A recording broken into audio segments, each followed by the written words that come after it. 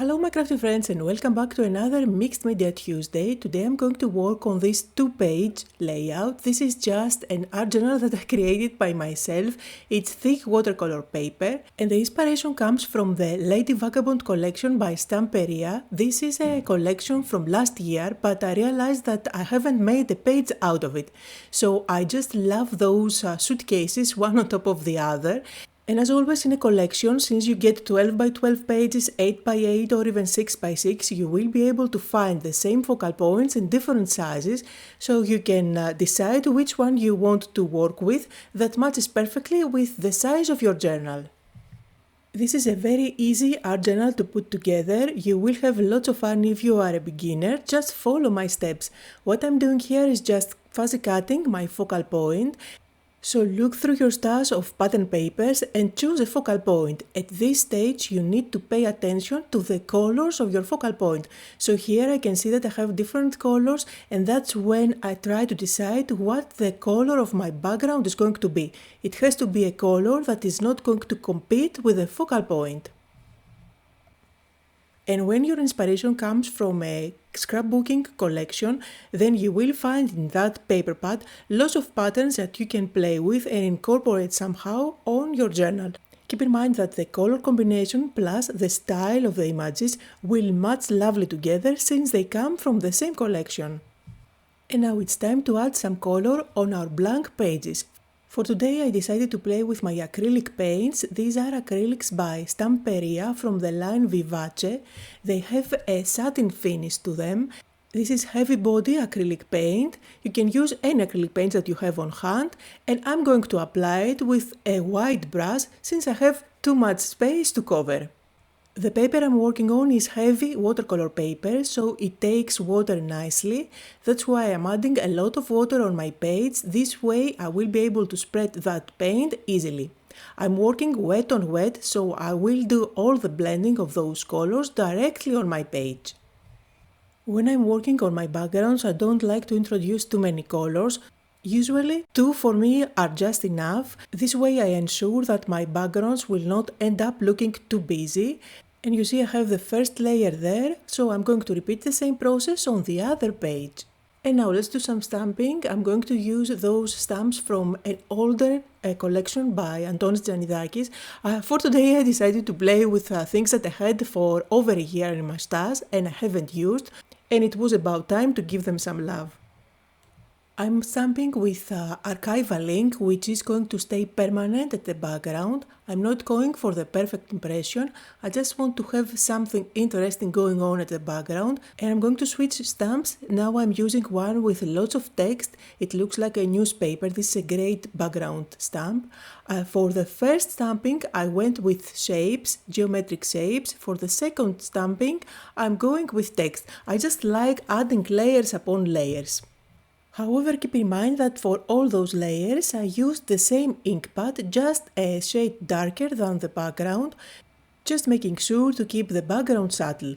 So again, if you follow along, use any stamp that you have and add a bit of visual texture on your backgrounds. Now let's make it more interesting. This time I'm going to bring black archival ink and I'm going to do some stamping with one of those border stamps. And since this time I'm working with black, I'm not going to overwhelm the page with that stamping. I'm mainly staying at the edges and just a bit at the center. I'm happy with how that stamping is looking at the moment, and here is a close-up look on the background's current state. Another one of my go-to techniques when it comes to backgrounds is to add splatters. That's acrylic paint that I have diluted with water, made sure that it was a shade darker than the background. And because I love white splashes, I'm repeating the same process with white. To tell you the truth, that wasn't white, bright white acrylic paint, that was kind of an off-white like a vanilla color, but I loved how it blended with the rest of the colors. And here are all the pieces that have gathered together. These are all cutouts from the same paper pad. Now you can use a distress tool or just your scissors and distress the edges just to make them more rough and more interesting. I am also going to ink them up with some distress ink. I believe that was Vintage Photo or maybe Gather Twigs, I'm not sure. I will repeat the same process on all of my strips, and I'm just going to stick one on top of the other, creating some interesting layers. I'm going to put on some music so you can see how I put everything together, and then I'll come back for the finishing touches.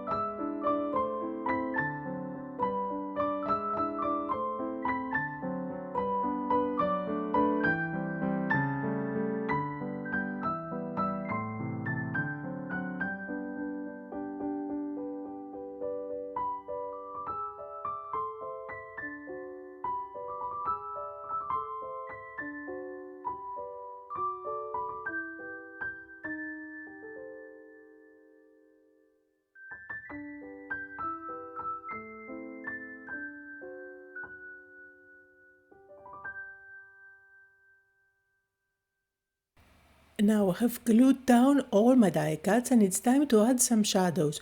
These are going to help all those elements come together. There are many ways to add shadows, and one of my go-to techniques is to use my big brush markers. However, since I want to keep this project beginners friendly without using lots of products, I'm playing with those sprays. These are watercolor sprays by Stamperia, but you can definitely work with watercolor. So all I'm doing is dipping my brush in color and then adding a bit of shade on my cutouts. This is going to help them stand out even more. And just to make it beginners friendly, I made sure that I used yellow, just a shade darker than my background, which isn't too dark, and it's not going to be very intimidating when you try to add those shadows. However, if you go even darker, you will get a more dramatic effect, and it's going to help all those elements pop even more. Another easy technique that you can add to help those elements pop is to add some doodling around your cutouts. Here I'm using a fine tip black marker and I'm going around those different designs. You can go even thicker with your brush pen, and this is going to help them stand even more.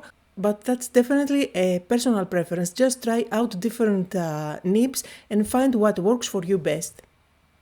Personally, I like to go with a very fine tip, and I don't like to have straight lines. I go very sketchy, as you can see. I feel like it adds more to the cutouts. And for me, it's a must to grab my white gel pen and add some highlights. I'm not paying attention to where the light source is. I'm just adding highlights here and there wherever I feel like it, having fun with my gel pen, and I love the whimsical look that it gives. And since I do have splashes on my background, I want to have some splashes on my cutout elements to kind of bring those things together. That's why I'm using again the same vanilla acrylic paint to add splashes all over the place. And now let's work on the motivational quote, which I always like to add on my journals. In the same paper pad you will find lots of those labels. I went with the one that says adventure. I also use my printer to print out the rest of my quote. So I went with time for a new adventure, and I also added a couple of extra words like explore and discover. And just like always, I'm going to finish it off by outlining my quote with my black pen as well as my white gel pen. And that's it for today, a simple layout to put together. I hope you had fun, that you got inspired. Thank you all so much for joining me today, and I'll see you all next time.